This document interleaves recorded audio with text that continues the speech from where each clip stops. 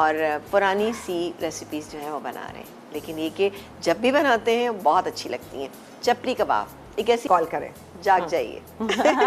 यहाँ पर मैंने हाफ के जी चिकन के कीमे के अंदर 1 अदद मैंने इसमें अंडा डाला कच्चा, 1 अदद अंडा थोड़ा सा पका हुआ, ठीक है ना, उसमें हमने कुछ भी ऐड नहीं किया था, बस ऐसे ही हमने इसको कुक कर लिया था।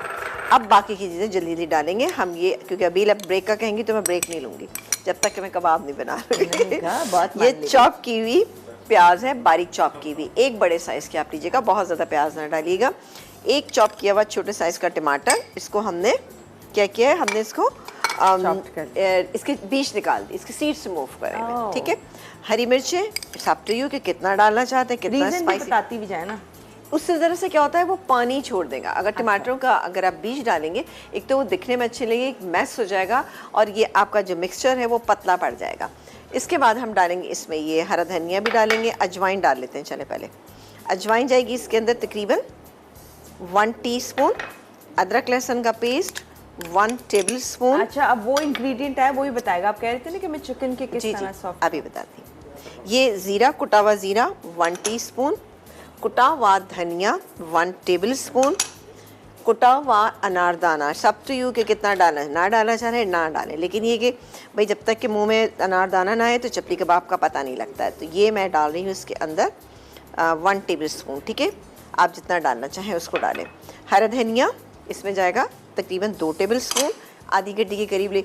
अच्छा ये देखें जी, ये मैं कह रही थी कि जैसे अगर आप बीफ के बनाते हैं या चिकन के बनाते हैं, कोई भी बनाए आप, उसके अंदर अगर जो फैट नहीं है, नली का गूदा है, ये नली का गूदा है, अगर आप ये इसके अंदर डाल के बनाएंगे तो इससे टेस्ट भी बहुत अच्छा होगा और आपके कबाब भी बहुत अच्छे और सॉफ्ट बनेंगे।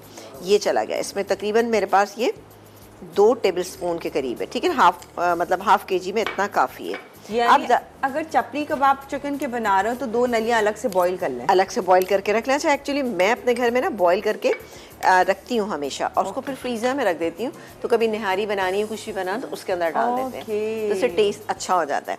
ये चला गया। अब इसकी बाइंडिंग के लिए मैं इसमें शामिल करूँगी ये, अच्छा भी मैं एक चीज़ और रह गई है, भी वहाँ से मैं नमक डालूँगी इसके अंदर, दीजिएगा।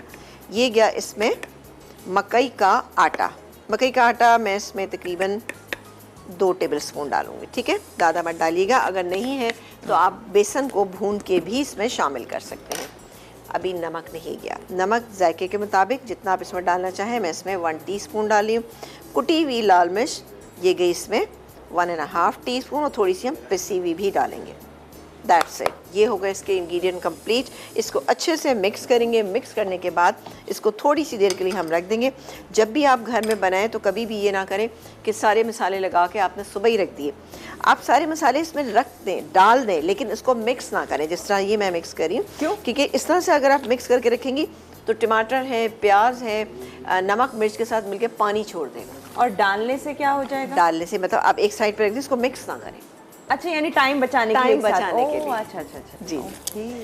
तो टमाटर रखा हुआ स्लाइस ऐसे लगता है कि अगर मेरे पास आएगा तो मैं टमाटर निकाल के एक तरफ रखूंगी और फिर उसे खाऊंगी, क्योंकि वो ज़्यादा हो चुका होता है।